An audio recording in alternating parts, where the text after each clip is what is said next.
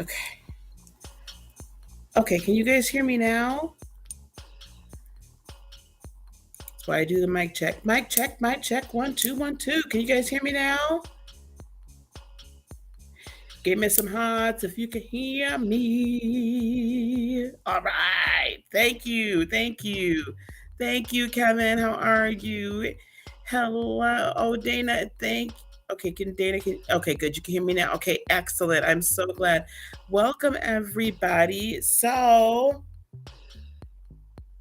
still on location. So today is a very interesting day, okay, as I was kind of reviewing everything, because today seems to be a day for, who's texting me? What the hell? Today to me seems to be a day for where we're going to want potentially some, we're going to be striving for perfection or desiring perfection. But I don't want us to get too like cray cray about like whether we can achieve perfection or not. Okay, so it's kind of an interesting day. So we're gonna take a peek at the chart, and then let's see what we come up with. Okay, so we are going to go on and play the intro, and then we're gonna get started. Here we go.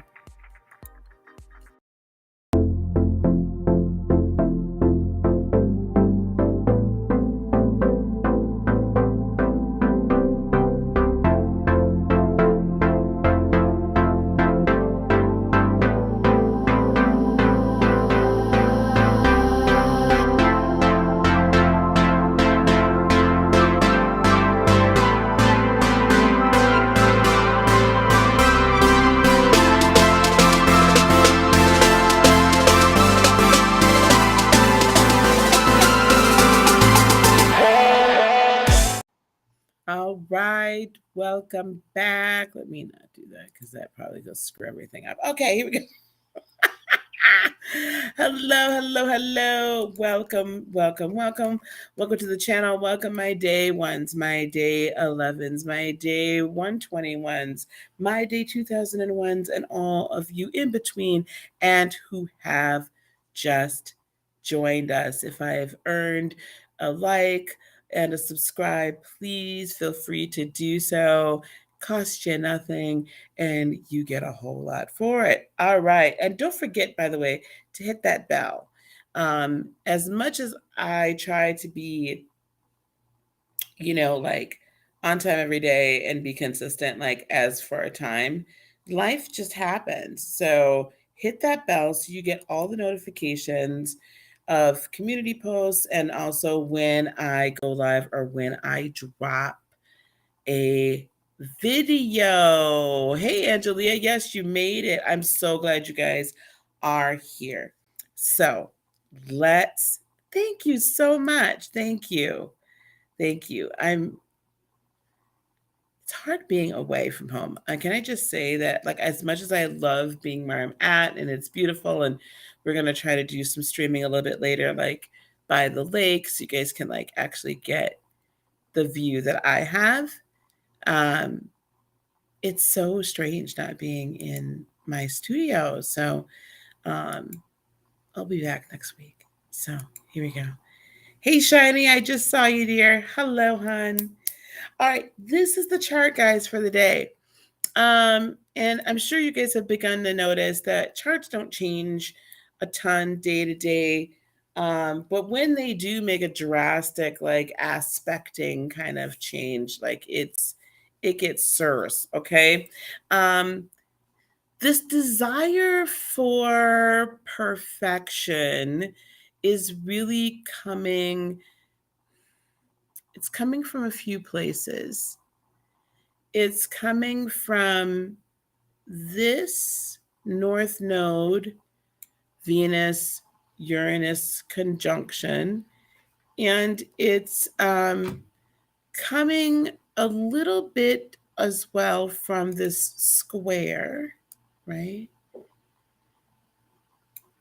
There's actually a number of places we're going to talk about this square here because this is important. And also, it is definitely coming from this Saturn trining. Where am I at? Trining, or just beginning to trine. The sun beginning to trine Saturn, right? That's probably like the main place that it's coming from. But I'm going to bring in some aspects that I see that are also affecting the desire for perfection. So let's talk about the sun in Gemini that is coming into a trine between like today, tomorrow. Like it's going to continue. I say so. Right now, it's like in orb, right? And it's within orb, so it's within 5 to 8 degrees of Saturn that is now in retrograde in Aquarius. Now, Saturn is not a fast moving planet, right? So it's going to be in retrograde for quite a while. And it's not going to really kind of travel back through Aquarius too deep. Not like we had with, Mercury over here. Like when Mercury went into retrograde, it was all the way in Gemini and it like did a fast moonwalk back to Taurus, right? And now it's going to do the fast, like move back into Gemini and continue on its merry way. Saturn is a much, it takes Saturn about 13 months or so to get through a sign. So, you know, it's gonna be not, it's gonna be hint that. So we've got this retrograde. So as the sun then moves down through Gemini, it's going to more quickly within the next few days, about 5 days or so, within the next 5 days, it's going to more quickly come into an exact trine, which means that that's 120 degrees. I had to think about 120 degrees, right, in aspect to one another. But so for the next, I'm going to say 5 to 7 days at least, right? About as long as we're going to see Mercury continuing to square off against Saturn, we're going to have this kind of juxtaposition of this push-pull. We're going to have this juxtaposition of, hey, I really want things, to be the best that they can be. And we're going to have this like amazing energy to work super hard at getting it done. Like we're going to be energized, focused. So tap into, if you're a person that sometimes has difficulty focusing, I want you to utilize this energy in a great and fabulous way so that you can really be like, kind of like sit here and just concentrate, or just put your attention towards this energy that is out here, the sun trining Saturn energy, even though it's in retrograde, which for some people you might say, well, why would I tap into like a retrograde energy? Because actually a Saturnian or any retrograde energy, it gives you the ability to kind of refresh, to kind of take a pause, relook at, reevaluate what you have done in that aspect of your life. Okay, so we know that Saturn represents foundation and structure, right? We know that Saturn represents rules. In Aquarius, though, because it's second home, Saturn also represents the rules of engagement, the foundational engagement that we have created for the collective with technology, all sorts of different things, and brings out these kind of new ideas that are amazing for the collective consciousness and for our purpose in the collective. So when we pair that with the sun in Gemini, which is really this individual, like, new thought, and like, oh, let's do this. This is going to be amazing if we do it this way. This is going to, like, all these great ideas, and the ability to like speak those ideas out in a charismatic way, right? Geminis are just amazing at getting you on board, much like a Sagittarius is amazing to get you on board. And even when you think about it, a Virgo and a Pisces are really amazing in getting you on board as well. Like all of the mutable signs, because they can be what they need to be. They're malleable, they're adaptable. Um, some people will say, well, Geminis are two-faced. I don't, I mean, I guess low vibrational ones are, right? Because you've got the twins, or could be, have the potential to be. But I love Gemini so much because to me, Gemini just represents this fabulous, playful, creative energy that is just absolutely amazing. Okay. So, and that's inspirational. It's somewhat childlike. And I'm not saying Geminis are childish. I'm saying it's fun, right? Geminis are fun, at least to me. So I want you to tap into this fun play space of what are the possibilities, and oh my gosh, if I could have anything, what would I have? And come up with it from there. Okay. That in juxtaposition to the structure for the creative good signals to me this is a wonderful time to take that next level step into your purpose and planning that out. What is going to be my impact to the world? Isn't that amazing that we have the ability to determine our impact in the world? Okay, so I want you to really, really tap into that. And I know a lot of you, if you're listening to me and you've been here for a hot second, you're already like, yeah, I know, I'm supposed to make an impact.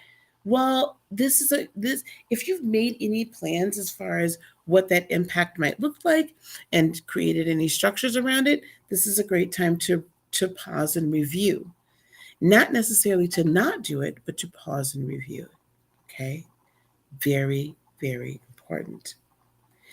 Because this is going to allow us to kind of move things, tweak things, restructure, and also put in place the foundation for the future.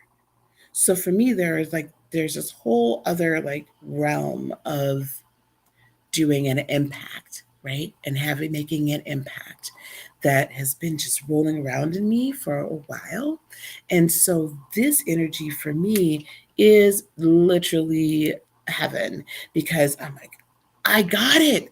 This is the way to do this. And different doors and avenues and ideas and thought processes are all opening up simultaneously to allow for this to occur in a fabulous way. But what I want you to do, because this is going to open you up to new possibilities. Again, that Sun in Gemini, new possibilities, and even Saturn in Aquarius does open itself up to new technologies and creation of that. And when you mix all of that with this lovely North Node Uranus Venetian structure, or coming together of all of those energies and mixing that up, conjunction, we are really tapping into what we love, what really lights you up, right? What really makes you feel like you have all the ability in the world, or that you really shine in, right?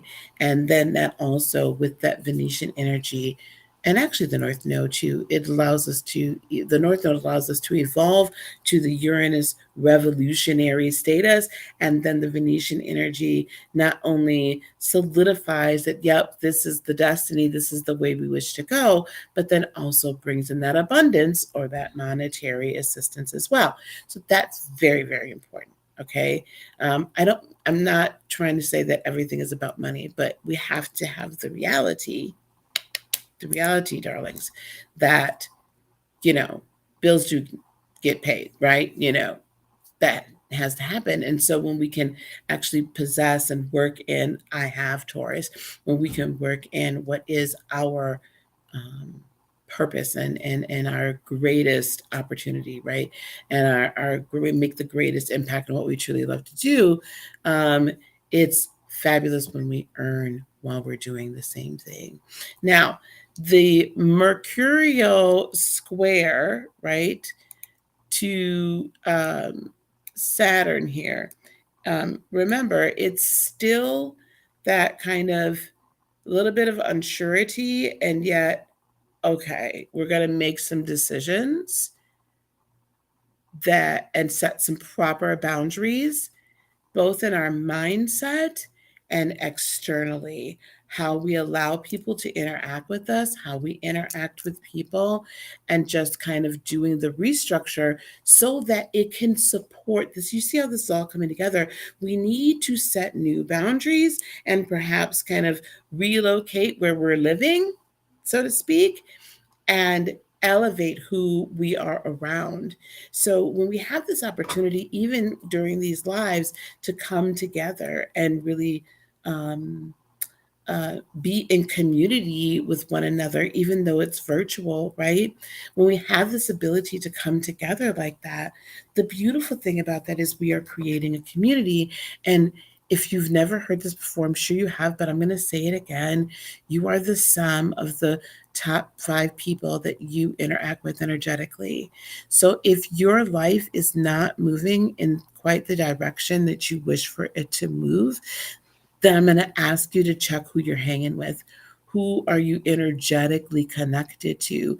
Who's like either taking or giving, either speaking in and supporting old programs that don't work and that have set up these boundaries that you can't ascend past, and also what and who you need to perhaps maybe let in and broaden that right realm. Okay, so this is all of what's happening there. Also, we have a very interesting um, sun trining by degree. Well, I don't really see that it's trining Neptune, but by degree, perhaps we've got the sun. Let me do this kind of sun trine Neptune. That could potentially be giving us an actually Mercury is sextiling as well. I want you to watch these energies here with the sun interaction with Neptune and the mercurial interaction with Neptune, because that right there can give us, it makes us very, very empathetic. It can make us overly empathetic. I've got notes over here. That's why I'm not reading. And it can also make us too willing to sacrifice ourselves. So while this whole greater good concept is going to require some sacrifice, yes, but it's just a proper sacrifice of what we truly don't need anymore, right? That part of the ego or the programming or what have you that we're still possessing that we can honestly just let go and we can go on and give it up. It's served its purpose. Thank you very much. And we'll talk to you later. Okay. So I want you to really kind of tune into that as well. Don't sacrifice self. This is also why it's so important to continue to set these boundaries that we're setting here, because there have probably been some people in your life that you've really given your whole entire life over to, or you've really wanted to help them in a tremendous way. And unfortunately, it's just not working. It's just not working. So let's just not do that, okay? We also have the moon still in Virgo, trining Pluto in retrograde. The sun, it's not quite trining anymore. So we've got Mercury. Mercury's very busy, like renewing and changing how we think, right? The mindset is this is like the focus is really on the mind. We've got almost a grand trine here going on. Pretty much, we've got a grand trine going on between Mercury, Pluto in retrograde, and the moon. And as that is happening today, and the moon then it has moved into opposition to this Jupiter and Mars energy here of gotta go, gotta go. And Mars is kind of moving away from that in Aries. So this is it. We're still aggressively moving towards our goals and our dreams. But Mars is assuming we've now picked it up where where we wish to expand our horizons to. And so Mars is just going on and doing its work as it's coming into conjunction, technically by orb, is in conjunction with Chiron and forcing us to look at those areas. Again, this is all coming together, forcing us to look at those areas where we have held onto, kind of old, bad, outdated programming. It's interesting. Even this morning, I was just having coffee, and there was just there. I refilled this. I'm staying in someone's home, and so I had refilled this big pure, filtration kind of thing. It's the kind that would slide in. If you had it in the refrigerator, it would just slide in the refrigerator. It has a spigot out front, and then you could get cold filtered water if that's what. But they have it outside so that we can refill the Keurig. So anyway, so I refilled it earlier in the day today, and I'm sitting down with the hostess, and her husband went and refilled it again. Now, I did not see that he had filled some other like hot water and this and that. I didn't see all that. I'm talking. But I see out of the corner of my eye that he took it over to the sink and refilled it. My first reaction was, oh, I must have done something wrong. And she was like, what? And I said, oh, he's refilling that and he's filling it again. I thought I was just supposed to put water in the top. And she looked at me and she said, is that a program that you run? That you still run? And I immediately knew what she was talking about. And I was like, yeah. Because even over the last, I've only been here 2 full days. This is my 3rd day here. She's already noticed that I say on a regular basis, oh, I'm sorry, I did that wrong. Or is this okay? Or, I take on this responsibility for potentially having made a mistake or done something wrong or not to someone else's expectations or what have you. It's still a program that I'm running. So I'm taking this opportunity with all this fabulous, ethereal, cosmic energy beaming down on us to shift that, to notice the small little things that are running in the background. You guys know on your computers or in your phones especially, you'll have apps running in the background. I especially notice that on my phone because I have just so much stuff, right, that I run on my note. And every once in a while, the OS will let me know, oh, you've got all these, we're going to shut these down because it's taking up, right, battery power or whatever. Well, those unknowing programs that are just running in the background that you just don't even think about, they're taking up your battery power. They're sucking up your energy. They're taking away from you blooming, blossoming, and evolving into the magnificent divine being that you are to move into. So I'm going to ask you, along with myself, to check and see during the day, or maybe if you have someone that's close to you or that you trust that can kind of alert you to, I think that's a program you're running, right? And then let's check and see why we're running that program. Because the same with people, we need to also set boundaries about and rethink how we're running everything else. Okay, we're supposed to be leaving, so I need to get back to this. I apologize, honey. Hang on 1 second. Okay. I'm actually getting ready to go to the studio. I'm so sorry. Subconscious programming. Absolutely. Absolutely.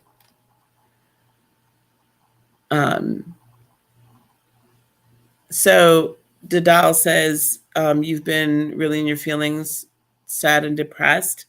I would check to see why you're sad and depressed. Right? Because, while there are definitely medical reasons that can happen or, physiological, there's also why you're sad and depressed. Right? Check and see why. Don't be so hard on yourself either. All right, let's pull a card. Ooh, what do we got? Shift the way to new potential. shift the way to new potential. That kind of sums it up. We got to shift our way into it. Let's move out of the way we've been operating and been thinking and move into a new way, right? We have to shift ourselves out of the way we're currently living and decide to move into our new potential. All right, guys, I'm so sorry. I gotta go. But yep, your subconscious is running 90% of the time in the background. Your thoughts are running there all the time. So check and make sure what you're thinking. All right. Guys, I also want to be sure that you know, don't forget Lightworker Liftoff is starting again, right, next week. Go on www.lightworkerliftoff.com. That information is in the description box below, okay? It's in the description box below. So go on and sign up today. It's free to attend, or you can do our $47 VIP and get like a lot of really good, solid social media information as well. Okay, guys? All right. Peace, love, blessings, and joy be unto you today, tomorrow, and for all eternity. I love you guys. We'll see you soon. Bye.